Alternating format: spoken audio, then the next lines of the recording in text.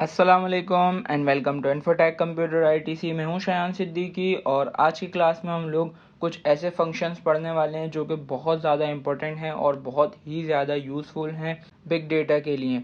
तो आज हम लोग पढ़ने वाले हैं काउंट फैमिली, जिसमें हम लोग पढ़ेंगे count, count A, count ifs, count blank, D count और डी काउंट ए। ये सारे फंक्शंस आज की क्लास में हम लोग पढ़ने वाले हैं कि इनको किस तरीके से यूज़ करते हैं या किस लिए यूज़ करते हैं या इनका क्या काम होता है। तो चलिए स्टार्ट करते हैं।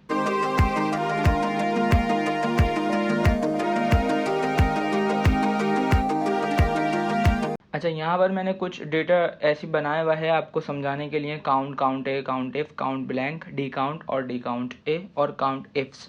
ठीक है, तो सबसे पहले हम बात करते हैं कि काउंट करता है क्या है। नॉर्मली जर्नली काउंट किसे कहते हैं? काउंट कहते हैं गिनने को। ठीक है, जैसे एग्जाम्पल के तौर पर मैंने आपसे कहा कि भाई मुझे आप ये बताओ कि आपके पास कितने मोबाइल फ़ोन्स हैं। तो आप क्या करोगे? आप ऐड नहीं करोगे उन सबको, आप काउंट करोगे कि 1 2 3 4 5, मेरे पास 5 मोबाइल्स हैं। ठीक है, तो यही काम अगर हमें अपने डेटा में करना हो, किसी वैल्यूज़ पे करना हो या किसी कैलकुलेशन पे रहते हुए हमें काउंट करना हो वैल्यूज़ को, तो हम किस तरह से करेंगे? हम करेंगे काउंट फैमिलीज़ के थ्रू। ठीक है, वही आज हम सीखने वाले हैं।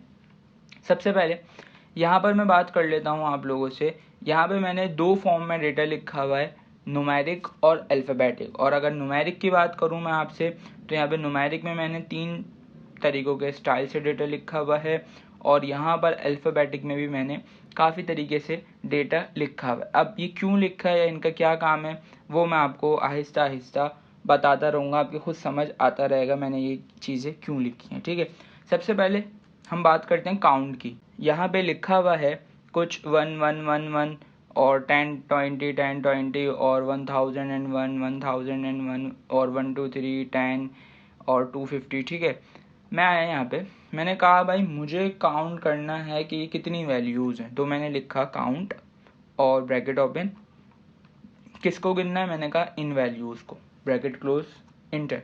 तो इसने यहाँ पे बता दिया आपके पास कितनी वैल्यूज़ हैं, 5।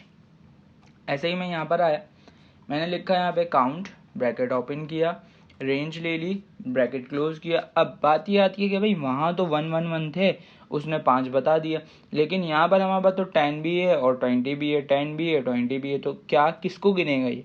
देखें, इससे काउंट को कोई भी फ़र्क नहीं पड़ता कि वैल्यू कुछ भी हो, चाहे वो 1 हो, 10 हो, 1000 हो, 10,000 हो, 1 लाख हो, 10 लाख हो, कुछ भी हो, ये क्या करेगा? सिर्फ गिनेगा। जैसे ही मैं एंटर करूंगा यहाँ पर भी आंसर आएगा 5। इसको ये फ़र्क नहीं पड़ता कि यहाँ पे 20 है, यहाँ 10 है, यहाँ 20 है, यहाँ 10, कोई फ़र्क नहीं पड़ता इसको। ये क्या करेगा? जस्ट वैल्यूज़ को गिन के आपको दे देगा। ठीक है, ऐसे ही अगर मैं यहाँ लिखता हूँ अगेन काउंट, ब्रैकेट ओपन करता हूँ और यहाँ पे मैं ब्रैकेट क्लोज कर देता हूँ, देन यहाँ पे क्या आंसर आएगा? जो लोग सोच रहे होंगे कि यार गिन रहे होंगे कि भाई इनको ऐड करके क्या आंसर आएगा, नहीं, ऐड का तो काम ही नहीं हो रहा। यहाँ पे काम किसका हो रहा है? काउंट का, गिनने का। तो आंसर क्या आएगा? सिंपल 5। क्यों?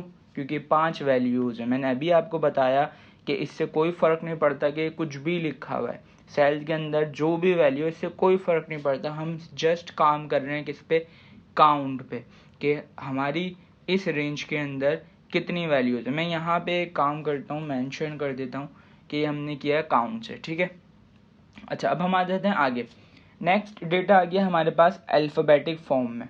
ठीक है, तो अभी हम लोग क्या कर रहे थे? काउंट पे काम कर रहे थे कि भाई हमें वैल्यूज़ गिननी है। तो मैंने किया अगेन, यहाँ पे काउंट लिखा, ब्रैकेट ओपन किया, देन हम क्या कर रहे थे? रेंज ले रहे थे। अच्छा, ये रेंज किस तरह से ले रहा हूँ मैं? आप चाहो आप ऐसे माउस के साथ इसको ड्रैग करवा के भी ले सकते हो रेंज, या आप जैसे यहाँ पर हो, आपको लेफ़्ट साइड की रेंज लेनी है तो आप शिफ्ट के साथ लेफ़्ट एरो प्रेस करोगे, रेंज आ जाएगी। ठीक है, या अगर आप यहाँ पे हो, आपको चाहिए राइट साइड वाले एरिया की रेंज, तो आप शिफ्ट के साथ राइट एरो प्रेस करो, आपके पास जितने भी सेल्स की आप रेंज लेना चाहो, रेंज आ जाएगी। ठीक है, ब्रैकेट क्लोज करो और इंटर कर दो। लेकिन यहाँ पर हमारे पास आंसर जो है वो नहीं आया, 0 आ रहा है।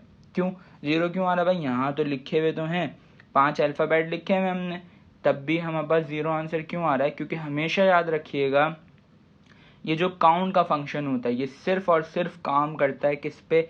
न्यूमेरिक वैल्यूज़ पे, जस्ट न्यूमेरिक वैल्यूज़ पे। ठीक है, ये याद रखिएगा। और अगर हमें अल्फ़ाबेट्स को गिनना हो, अल्फ़ाबेटिक डेटा को गिनना हो हमें, तो हम यूज़ करते हैं काउंट ए का फंक्शन। ठीक है, इसको कुछ लोग काउंट ए पढ़ते हैं, कुछ लोग काउंट आ पढ़ते हैं, तो आप जो इसको प्रोनाउन करना चाहें वो कर सकते हैं। सिंपल काउंट ए।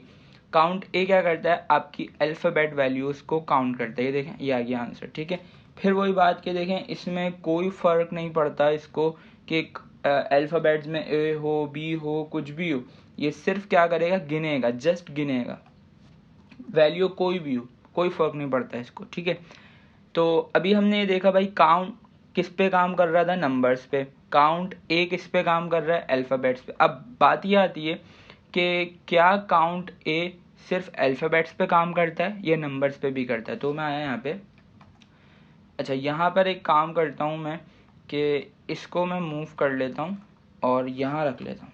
सही है, कॉपी पेस्ट कर ली, कट और पेस्ट कर लिया मैंने, और यहाँ पे मैंने मेंशन कर दिया काउंट ए। ठीक है, जस्ट इसलिए कि आपको दिखता रहे कि क्या हो रहा है, काउंट में हमने क्या किया था, काउंट ए में हमने क्या किया, ऐसे फर्दर आगे। सही है, तो मैं यहाँ आया, यहाँ आने के बाद मैंने लगाया काउंट ए। ठीक है, ब्रैकेट ओपन किया और रेंज ले ली इसकी। रेंज लेने के बाद ब्रैकेट क्लोज किया। अब हम ये चेक कर रहे हैं कि क्या काउंट ए नंबर्स पे काम करता है, क्योंकि अभी हमने ये देखा काउंट काम कर रहा है नंबर्स पे, काउंट ए काम कर रहा है अल्फ़ाबेट्स पे। अब काउंट ए नंबर्स पे करता है या नहीं, तो देखें जैसे ही मैं एंटर करता हूँ मेरे पास आंसर आ गया। ठीक है, या अगर मैं देखें यहाँ पे कंबाइन कर लेता हूँ डेटा को, यहाँ पे मैंने दो तरीके के डेटा को एक साथ लिख दिया, मतलब न्यूमेरिक और अल्फ़ाबेटिक फॉर्म के डेटा को एक साथ लिख दिया। तो देखें यहाँ पर काउंट ने तो क्या किया, क्योंकि मैंने आपको अभी बताया कि काउंट सिर्फ नंबर को गिनता है, तो यहाँ पर इस रेंज में नंबर्स कितने हैं, 1 2 3, इसका आंसर सही है। ठीक है, जबकि काउंट ए दोनों पे काम करता है, चाहे नंबर्स हों चाहे अल्फ़ाबेट्स हों, ये दोनों को गिनता है, और यहाँ पर आंसर आ रहा है 5। ठीक है, तो उम्मीद करता हूँ ये काउंट और काउंट ए क्या होता है, क्यों यूज़ होता है, किस लिए यूज़ होता है, ये आपकी समझ आ गया होगा। ठीक है, नेक्स्ट हम लोग आगे आ जाते हैं। नेक्स्ट है हमारे पास काउंट ब्लैंक। काउंट ब्लैंक का क्या काम होता है, देखिए मैं आया यहाँ पे, और यहाँ पे आने के बाद मैंने लिखा is equal to count blank. Count blank लिखने के बाद अब ये मुझसे बोल रहा भाई आपकी रेंज कहाँ है, मैंने कहा मेरी जो रेंज है वो ये है, ब्रैकेट क्लोज किया और एंटर कर दिया। अब यहाँ पर 0 क्यों आ रहा है, या काउंट ब्लैंक का काम क्या होता है, काउंट मतलब गिनना, ब्लैंक मतलब खाली। सही है, तो अगर हम बात करें यहाँ की, यहाँ पर हमारे पास सारे सेल्स के अंदर वैल्यूज़ हैं, कोई ऐसा सेल नहीं है जो खाली हो, ब्लैंक हो। सही है, तो इसलिए यहाँ पे आंसर क्या आ रहा है, 0। अगर मैं क्या करता हूँ, यहाँ से किसी भी सेल को डिलीट कर देता हूँ, जैसे मैंने ये 10 वैल्यू थी, इसको मैंने कर दिया डिलीट, तो ये देखें यहाँ तो देखें वैल्यूज़ 4 हो गई। क्यों, क्योंकि हमारे पास 5 सेल्स थे, उसमें जो है एक हमने डिलीट कर दिया, तो बची कितनी, 4 वैल्यूज़, और ये आ गया हमारे पास काउंट ब्लैंक, कि हमारे पास ब्लैंक सेल्स कितने हैं इस रेंज के अंदर, एक। ऐसे ही अगर मैं कोई दूसरा सेल डिलीट कर देता हूँ यहाँ से, मतलब वैल्यू डिलीट कर देता हूँ, तो ये देखें ब्लैंक कितने हो गए हमारे पास, 2। ठीक है, तो काउंट ब्लैंक क्या करता है, आपकी किसी भी रेंज के अंदर जो खाली सेल्स होते हैं, ब्लैंक सेल्स होते हैं, उनको काउंट करके आपको दे देता है। अच्छा, इसके बाद आगे बढ़ते हैं। नेक्स्ट हम लोग बात करने वाले हैं काउंट इफ़ की, कि काउंट इफ़ क्या होता है, ये किस पे काम करता है, क्यों काम करता है। सही है, तो स्टार्ट करते हैं, यहीं से स्टार्ट कर लेते हैं। मैं आया यहाँ पे, मैंने लिखा is equal to count if. अब काउंट इफ़ क्या काम करेगा या किस पे काम करेगा, जैसे अभी मैंने आपको एग्जांपल दी थी कि भाई आपके पास मोबाइल्स कितने हैं, तो वो बंदा सामने वाला क्या करेगा, ऐड नहीं करके बताएगा, मुझे गिन के बताएगा उसके पास मोबाइल कितने हैं। और अगर मैं उसको एक कंडीशन दे दूं, मैंने कहा भाई तुम मोबाइल बताओ, लेकिन ये बताओ तुम्हारे पास कोई सी, मैंने एक फर्दर कोई भी एक कंपनी का नाम ले दिया, मैंने बोला इस कंपनी के बताओ, तो वो क्या करेगा, जस्ट वो उस कंपनी के मोबाइल्स बताएगा मुझे, सारी कंपनीज के नहीं बताएगा जो उसके पास हैं, वो सिर्फ स्पेसिफिकली वही कंपनी के मोबाइल्स मुझे बताएगा जो कि मैंने उसको कंडीशन दी है। तो इसी तरीके से काउंट इफ़ भी काम करता है, कि अगर आप कोई कंडीशन रखोगे, एग्जाम्पल के तौर पर जैसे ये रेंज है, मैंने ये रेंज ले ली और मैंने कहा मुझे जस्ट काउंट करके दो 10 वैल्यूज़, यहाँ पर तो पाँचों आ रही थी, चाहे वो 10 हो चाहे वो 20 हो, कुछ भी हो, यहाँ पे पाँचों वैल्यूज़ आ रही थी। लेकिन मैंने इससे कहा कि भाई मुझे जो चाहिए सिर्फ और सिर्फ 10, जहाँ पर 10 वैल्यूज़ हों सिर्फ उनको गिनना, उनके अलावा जो भी वैल्यूज़ हों उसको छोड़ देना। ठीक है, तो मैंने रेंज ले ली, यहाँ पे देखें लिखा हुआ था रेंज, मैंने रेंज ले ली। देन मैंने लगाया कॉमा। अच्छा, कॉमा क्यों लगाते हैं? कॉमा लगाते हैं हम एक कंडीशन, एक पुटेशन ख़त्म करने के लिए। जैसे अभी मैं किस पे था? रेंज पे। जैसे ही मैंने कॉमा लगाया, रेंज जो है हाईलाइट नहीं हो रही है। अब कौन हाईलाइट हो रहा है? क्राइटेरिया। तो अब बात यह आती है भाई क्राइटेरिया क्या होता है? क्राइटेरिया यूँ समझ लें कंडीशन, कि आपको क्या चीज़ मालूम करनी है। और जो क्राइटेरिया होता है वो हमेशा याद रखिएगा अल्फ़ाबेटिक फॉर्म में। अल्फ़ाबेटिक फॉर्म में क्राइटेरिया अगर है आपके पास तो वो आप किस में दोगे? इन्वर्टेड कॉमास में। अगर नंबर्स में है तो आप ऐसी भी दे सकते हो, कोई इशू वाली बात नहीं है, काम हो जाएगा। लेकिन आप याद रख लो बस सिंपल, वरना आपको कन्फ्यूजन होगी किस में इन्वर्टेड कॉमास में देना है, किस में बगैर इन्वर्टेड कॉमास के। तो आप सिंपल ये याद रख लो कि क्राइटेरिया जब भी दोगे आप हमेशा किस में दोगे? इन्वर्टेड कॉमास में। मैंने इससे कहा कि भाई काउंट करो अगर मेरी इस रेंज के अंदर क्या हो, कोई भी 10 वैल्यू हो। तो अगर हम देखें 1 2 3, आंसर क्या आना चाहिए? 3। ये आ गया आपके पास आंसर। एक और दफ़ा देखते हैं। मैं आया यहाँ पे, मैंने लिखा is equal to count if, bracket open, मैंने ले लिए रेंज कॉमा इन्वर्टेड कॉमास। क्या मालूम करना है? मैंने कहा भाई बी बताओ, बी। इंटर। कितने हैं मेरे पास? बी 1 और 2। यही आ गया यहाँ पे आंसर। एक और दफ़ा देख लेते हैं। Is equal to count if, bracket open, क्या ये नाम पे काम करेगा? चेक करते हैं, लेट्स सी। मैंने लिखा भाई अली। मेरी इस रेंज के अंदर अगर कोई अली नाम का एम्प्लॉय है या अली नाम का स्टूडेंट है तो मुझे बताओ उसका नाम कितने बार आ रहा है, कितने स्टूडेंट्स हैं मेरी क्लास में इस नाम से। तो यहाँ पर देखें आपको आंसर मिल गया, रिजल्ट मिल गया 3। ठीक है, तो काउंट इफ का क्या काम होता है? कंडीशन वाइज काउंट करना। सही। काउंट क्या कर रहा था? नंबर्स को काउंट कर रहा था। काउंट ए क्या कर रहा था? नंबर्स और अल्फ़ाबेट्स दोनों को काउंट कर रहा था। काउंट ब्लैंक क्या कर रहा है? खाली सेल्स जो होते हैं, ब्लैंक सेल्स जो होते हैं आपकी रेंज के अंदर, आपके डेटा के अंदर, उन्हें काउंट करके बताता है। काउंट इफ क्या करता है? स्पेसिफिकली काउंट करता है। जैसे हमने यहाँ पे एग्जांपल देखी इसकी कि भाई अगर हमें इस रेंज में जो सिर्फ 10 वैल्यू चाहिए तो किस तरह से काउंट करेंगे। हमने यहाँ पे एक इसकी कंडीशन देखी कि अगर हमें सिर्फ बी काउंट करना है तो कैसे करेंगे। या हमारे पास यहाँ पे बहुत सारे नाम हैं और हमने कहा सिर्फ हमें अली चाहिए और कितने नाम हैं ये यहाँ पर निकल गया। ठीक है, नेक्स्ट अब हम जो देखने वाले हैं उसका नाम है काउंट इफ्स। ठीक है, काउंट इफ देखें, नॉर्मली काउंट इफ और काउंट इफ्स में क्या डिफरेंस होता है मैं आपको छोटे से एक लाइन में डिफाइन कर देता हूँ। काउंट इफ क्यों यूज़ करते हैं? एक कंडीशन के लिए कि भाई अगर रेंज के अंदर 10 वैल्यू हो तो बताओ गिन के, अगर रेंज के अंदर बी हो तो गिन के बताओ, या अगर रेंज के अंदर कोई अली नाम का बच्चा हो तो गिन के बताओ। अब काउंट इफ्स क्या करता है? मल्टीपल कंडीशंस पे काम करता है। जैसे अगर मैं इधर आ जाऊं इस डेटा पे, तो यहाँ पर मैंने दो चीज़ें ली हुई हैं। एक लिया हुआ है एमएफ और एक लिया हुआ है पास और फेल। एमएफ मतलब M for male, F for female, और पास और फेल आपको पता ही है। ठीक है, यहाँ पर दो कंडीशंस हैं। मैंने कहा कि भाई मुझे जो है ये भी बताओ कि मेल बच्चे कितने पास हुए हैं, और मेल होने चाहिए और पास भी, दो कंडीशंस हो गई।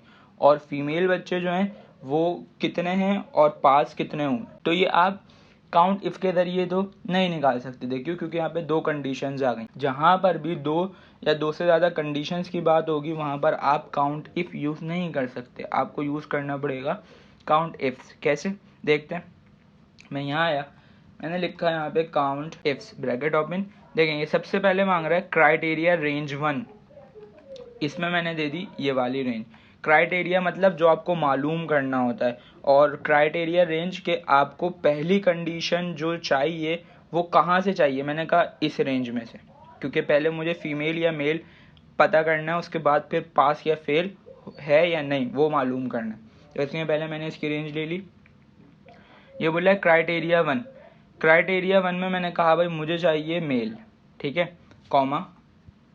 अब ये मुझसे बोल रहा है क्राइटेरिया 2 रेंज, तो दूसरा क्राइटेरिया क्या? पास फेल, तो मैंने इसकी रेंज ले ली। फिर ये मुझसे बोल रहा है क्राइटेरिया 2, मैंने बोला पास बताओ क्या होना चाहिए? मेल होना चाहिए और पास भी होना चाहिए, ब्रैकेट क्लोज। मैंने कहा बस ये दो कंडीशन पे काम करके दो मुझे। इंटर किया मैंने, तो देखें आंसर आया मेरे पास 2। अब कैसे पता कि 2 सही आंसर है या गलत है, क्या है क्या नहीं, तो देखें मैं आपको दिखाता हूँ। सबसे पहले यहाँ देखें मेल कितने मेरे पास? 3 बच्चे, 1 2 और 3। और पास कितने? 1 2, एक फेल है। तो मैंने क्या बोला था, पहली कंडीशन होनी चाहिए मेल, दूसरी कंडीशन होनी चाहिए पास। ये देखें 2 मेल हैं और 2 ही पास हैं, ये आ गए। ठीक है, यह देखें इसको हम ऐसे भी यूज़ कर सकते हैं कि यहाँ पे मैंने एक ले लिया जेंडर और यहाँ पे मैंने ले लिया एक स्टेटस, सही है। और मैं आया यहाँ पे is equal to count ifs bracket open, पहली रेंज मैंने ले ली है वाली, कॉमा, और क्राइटेरिया पहले मैं ले रहा था ये। अब मैंने क्या करा, अब मैंने ले लिया इस सेल को, खाली सेल है ये तो इसको क्यों ले रहे हैं अभी मैं बताता हूँ, कॉमा, फिर मैंने दूसरी रेंज ले ली क्योंकि दूसरा क्राइटेरिया मेरा यहाँ से आएगा, कॉमा, और यहाँ पे मैंने ले लिया ये। ठीक है, ब्रैकेट क्लोज किया, इंटर। अभी आंसर आ रहा है 0। अब मेल में मैं आया, मैंने लिखा एम लिखने के बाद अभी भी 0 ही है। फिर मैंने कहा कि भाई पास मेल होना चाहिए और पास होना चाहिए, तो देखो यहाँ पर आ गया 2। ठीक है, मैंने कहा भाई मेल होना चाहिए लेकिन फेल होना चाहिए, मेल और फेल होना चाहिए, कितने, 1, फीमेल और फेल 1, फीमेल और क्या होनी चाहिए, पास 1। तो यहाँ देख लें अगर आप, तो मेल 2 हैं और 2 ही पास हैं। ठीक है, एक मेल है और एक फेल है। ठीक है, फीमेल 1 है फेल और 1 है पास। ठीक है, तो इस तरह से आप यूज़ कर सकते हो काउंट इफ्स का मल्टीपल कंडीशंस के लिए। ठीक है, तो उम्मीद करता हूँ यहाँ तक आपके बात समझ आ रही होगी। अब हम लोग चलते हैं, तो अब हम चलते हैं डी काउंट और डी काउंट ए की तरफ। तो मैं यहाँ जाता हूँ, यहाँ पे मैंने बहुत सारा थोड़ा सा डेटा लिया हुआ है आपको समझाने के लिए कि डी काउंट क्या होता है या डी काउंट ए क्या होता है या इनका क्या यूज़ होता है। ठीक है, अभी तक हम ये देख कर आए काउंट क्या कर रहा है, नंबर्स को काउंट कर रहा है, काउंट ए किसको काउंट कर रहा है, नंबर्स और अल्फ़ाबेट दोनों को। फिर हम देख कर आए काउंट ब्लैंक क्या कर रहा है, ब्लैंक सेल्स को काउंट कर रहा है। काउंट इफ किस पे काम कर रहा है, स्पेसिफिक क्राइटेरिया पे, स्पेसिफिक कंडीशन पे जो कि आप देते हो। ठीक है, एक। और अगर आप मल्टीपल कंडीशंस की बात करो तो वो यूज़ होती हैं किससे, काउंट इफ्स के ज़रिए, जैसे अभी हम देख कर आए ये वाली एग्जाम्पल में। ठीक है, तो ये डेटा जो मैंने, आप जो स्टार्टिंग में देख रहे होंगे पता नहीं क्यों लिखा हुआ है, क्या है इसका काम, ये मैंने इसलिए लिखा था ताकि मैं आपको ये फंक्शन समझा सकूं इजीली। ठीक है, मैं आ गया यहाँ पे, यहाँ पर भी मैं आपको वो चीज़ें समझा सकता था लेकिन यहाँ पे बहुत सारा डेटा है तो मे भी शायद आपकी वो चीज़ें इजीली समझ नहीं आती, या हो सकता है आप कंफ्यूज हो जाते या सही से कॉन्सेप्ट आपका बिल्ड नहीं होता, इसलिए मैंने छोटी चीज़ों पे आपको सिखाया। इंशाल्लाह इस पे हम शीट्स बनाएंगे इसको यूज़ करते हुए, तो और अच्छा आपके ये फंक्शन समझ में आ जाएंगे। ठीक है, तो अब हम लोग पढ़ने जा रहे हैं डी काउंट और डी काउंट ए। तो काम क्या है, वही काउंट करना, लेकिन किस तरह से वो अब देखते हैं। मैं आया यहाँ पे, मैंने लिखा भाई मुझे चाहिए डी काउंट। डी काउंट जैसे ही मैंने ओपन किया है बोल रहा है डेटाबेस। डेटाबेस में आपके पास जितनी बड़ी शीट हो, जितना भी डेटा हो, आप हेडिंग से लेकर वैल्यूज तक सबका सब डेटा सिलेक्ट कर लो। अच्छा, बात ही आती है अगर हमारे पास बहुत सारा डेटा, देखें मेरे पास कितनी एंट्रीज हैं, ये 43। और मैं अगर बात करूँ कि भाई इनको सिलेक्ट करना है, तो देखो अगर मैं ऐसे सिलेक्ट करूँ तो आधी ज़िंदगी तो मेरी इसी में गुजर जाएगी। ठीक है, आसान तरीका, आसान क्या कि आप control shift down arrow press करो, आखिरी जो रेंज होगी, आखिरी जो रॉ होगी आपकी वर्किंग की, वहाँ तक ये खुद ब खुद सिलेक्ट कर लेगा। ऐसे ही आप क्या करो, control shift right arrow press करो, तो आखिरी जो कॉलम होगा जहाँ तक आपने काम किया होगा ये खुद ब खुद उसे सिलेक्ट कर लेगा, जस्ट लाइक दिस। ठीक है, देन कॉमा, कॉमे के बाद फिर ये आपसे बोल रहा है कि भाई क्या, फील्ड, फील्ड मतलब किस से आप काउंट करके वैल्यूज़ निकालना चाहते हो। मैंने कहा भाई मैं चाह रहा हूँ रेट से, और रेट की स्पेलिंग मिस्टेक नहीं होनी चाहिए, स्पेलिंग करेक्ट होनी चाहिए बिल्कुल, वरना फिर प्रॉब्लम होगी। ठीक है, कॉमा, देन अब ये बोल रहा है क्राइटेरिया। क्राइटेरिया अभी हम देख कर आए थे, क्राइटेरिया वो चीज़ होती है जो कि हमें मालूम करनी होती है, और वहाँ पर हम क्या कर रहे थे, काउंट इफ में लिख रहे थे क्योंकि एक कंडीशन की बात होती थी। काउंट इफ्स में हम क्या कर रहे थे कि क्राइटेरिया लिख नहीं रहे थे, सिलेक्ट कर रहे थे। ठीक है, और यहाँ पर अब हम क्या करेंगे, यहाँ पर भी हम सिलेक्ट करेंगे लेकिन विद हेडिंग। ठीक है, इस तरह से, वहाँ तो हम ऐसे कर रहे थे ना, इस तरह से वैल्यूज़ को सिलेक्ट कर रहे थे, यहाँ पर हम हेडिंग को सिलेक्ट करेंगे। और अगर आप चाह रहे हो कि एक कंडीशन नहीं मल्टीपल कंडीशन, तो आप इस तरह से रेंज ले लो मल्टीपल कंडीशंस के लिए, ब्रैकेट क्लोज कर दो, इंटर। जैसे ही आप ब्रैकेट क्लोज करके इंटर करोगे, यहाँ पर आपके पास आंसर आ रहा है 43, कि मेरे पास टोटल वैल्यूज़, टोटल जो प्रोडक्ट्स हैं वो कितनी है, 43। ऐसी मैं दिखाता हूँ आपको, ये देखें लास्ट प्रोडक्ट जो मेरी है वो है 43। अच्छा, अब मैं आया यहाँ पे आने के बाद मैंने कहा भाई मुझे ये बताओ कि क्वांटिटी जो कि 95 के बराबर हो। कोई सिंबल नहीं लगाया मैंने, 95 लिखा, इंटर कर दिया।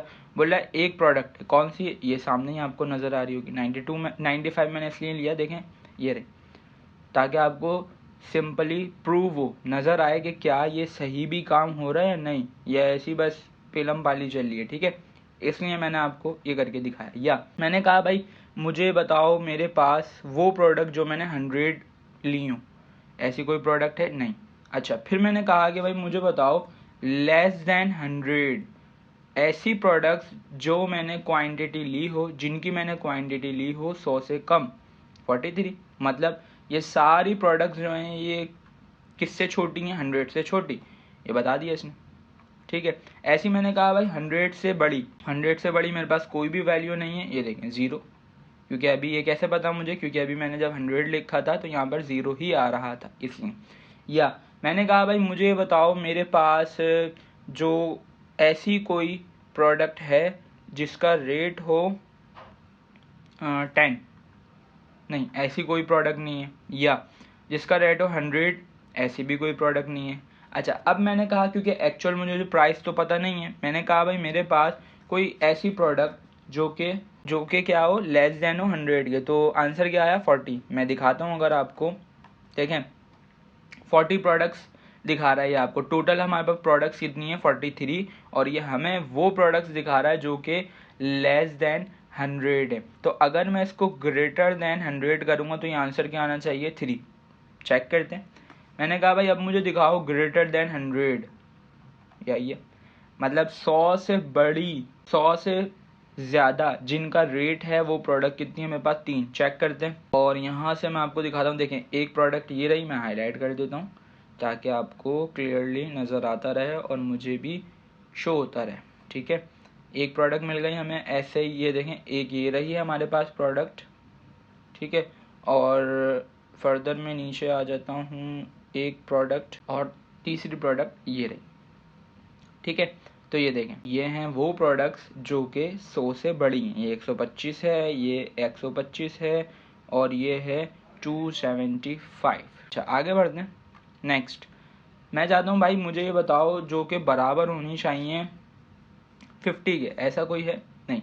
तो इक्वल आपको लगाना ज़रूरी भी नहीं है, आप सिंपल अगर कोई वैल्यू डालोगे तो वो कंप्यूटर एक्सेल खुद ही अज्यूम कर लेगा कि इसके बराबर की बात हो रही। सही है, तो 50 रुपये के हिसाब से कोई भी हमने प्रोडक्ट नहीं ख़रीदी। अच्छा, क्वांटिटी जिनकी 50, ऐसी कोई प्रोडक्ट है जो मैंने 50 ख़रीदी हो, हाँ हैं, 2 प्रोडक्ट्स हैं। ठीक है, अच्छा ऐसे ही मैंने रेट पे क्वांटिटी पे काम कर लिया। मैं चाहता हूँ आइटम का बताओ मुझे। जैसे मैं यहाँ लिखता हूँ कीबोर्ड, मैंने लिखा यहाँ पे कीबोर्ड, इंटर किया, यहाँ पर आंसर क्या आ गया मेरे पास, 13। ठीक है, या मैंने यहाँ लिखा भाई मुझे चाहिए एलसीडी, एलसीडी दिखाओ कितनी है, टोटल 15। ठीक है, इसके अलावा मैंने कहा मुझे दिखाओ एलईडी, एलईडी मेरे पास कुछ भी नहीं है। सही है, अच्छा ये बात हो रही थी। इसी तरीके से फर्दर आप सो ऑन, इसमें जितनी कंडीशंस आप देखना चाहो आप देख सकते हो अपनी मर्जी के मुताबिक। अच्छा ऐसे ही अगर हम आ जाएं और यहाँ पर हम बात करें डी काउंट ए की, तो जो काउंट और काउंट ए में फ़र्क था वही फ़र्क डी काउंट और डी काउंट ए में फ़र्क है। यहाँ पर मैंने जो फील्ड ली थी, यहाँ पे जो मैंने फील्ड ली थी वो कौन सी थी, नंबर्स पे काम करती थी। अब देखें मैं क्या करता हूँ, मैं रेस कर रहा हूँ क्योंकि मैं फॉर्मूले में एडिटिंग नहीं कर रहा, शायद आप लोग को कन्फ्यूजन हो जाए, तो मैं दोबारा करता हूँ। डेटाबेस मैंने क्या करा, मेरी पूरी शीट ले ली मैंने, कैसे, कंट्रोल शिफ्ट एरोस के जरिए। ठीक है, कॉमा, कॉमा लगाने के बाद अब ये मांग रहा है मुझसे फील्ड। देखो मैं यूज़ कर रहा हूँ काउंट, डी काउंट, ए यूज़ नहीं कर रहा है, मैं यूज़ कर रहा हूँ डी काउंट, और मैंने फील्ड ले ली आइटम्स। आइटम्स किस में है, जाहिर सी बात है दिख रहा है आपको, आइटम्स किस में, अल्फ़ाबेट्स में, और कॉमा, कॉमा के बाद अब ये बोल रहा है क्राइटेरिया, क्राइटेरिया में मैंने ले लिए ये सारे सेल्स। ओके, ब्रैकेट क्लोज किया, एंटर। आंसर क्या आ रहा है, 0। कुछ भी लिखोगे आप यहाँ पे नहीं आएगा कुछ भी। ये देखें मैं यहाँ पर इसको लिखता हूँ, ये लिख दिया मैंने कीबोर्ड, आंसर 0 आ रहा है। मैंने लिखा यहाँ पे 10, आंसर 0 आ रहा है। या अगर मैं यहाँ पर जस्ट लिखता हूँ 95, ये देखें तब भी आंसर 0 आ रहा है, जबकि देखें 95 तो ये रही, यहाँ पे 1 आना चाहिए था। हमने प्रीवियस करके भी देखा था। ऐसा क्यों हो रहा है? क्योंकि हमने जो फील्ड ली है वो डिपेंड करती है अल्फ़ाबेट्स पे, और काउंट हमने यहाँ पे यूज़ किया हुआ है डी काउंट, जो कि अल्फ़ाबेट्स पे काम नहीं करता। यहाँ पर जस्ट आपको ये करना पड़ेगा कि आप यूज़ करोगे डी काउंट ए। अब देखें काम करेगा, 43 हो गया। ठीक है, मैंने कहा भाई कीबोर्ड चाहिए मुझे, मैंने लिखा एंटर किया, ये आ गया कीबोर्ड मेरे पास। मैंने कहा मुझे चाहिए हार्ड डिस्क। हार्ड डिस्क कितनी है दिखाओ, 3 है भाई। ठीक है, ऐसे फर्दर आप इस पे काम कर सकते हो। डी काउंट और डी काउंट ए में क्या फ़र्क होगा, वही कि डी काउंट ए काम करेगा अल्फ़ाबेट और नंबर्स दोनों पे, और डी काउंट सिर्फ काम करेगा नंबर्स पे। तो उम्मीद करता हूँ आज की ये वीडियो आपको अच्छी लगी होगी, जिसमें हम लोगों ने count A, count if, count ifs, count blank, D count और डी काउंट ए, जितनी भी काउंट की फैमिली होती है, मतलब डी काउंट मतलब जितने भी काउंट के फंक्शंस होते हैं, आज हम लोगों ने सारे के सारे डिस्कस कर लिए। तो उम्मीद करता हूँ आपको ये वीडियो अच्छी लगी होगी और आपके समझ भी आ गई होगी। कोई कन्फ्यूजन हो, कोई मसला हो तो आप कमेंट सेक्शन में कमेंट करके पूछ सकते हैं मुझसे। तो उम्मीद करता हूँ आज की वीडियो आपको अच्छी लगी होगी। अच्छी लगी हो तो लाइक कर दीजिएगा, चैनल पे नए हो तो सब्सक्राइब कर लीजिएगा, बेल आइकन लाजमी प्रेस कीजिएगा ताकि नई क्लासेस की नोटिफिकेशन आपके पास जल्द से जल्द पहुँच सके और आप उसको देख के सीख के उससे फ़ायदा उठा सकें। तो आज के लिए इतना ही, मिलते हैं नेक्स्ट वीडियो में नए टॉपिक के साथ, नई क्लास के साथ, नए असाइनमेंट के साथ, नए फंक्शंस के साथ, नए फॉर्मूलाज के साथ। जब तक के लिए अपना बहुत सारा ख्याल रखिएगा, अपने चैनल का ख्याल रखिएगा। मुझे दीजिए इजाज़त। अल्लाह हाफिज़।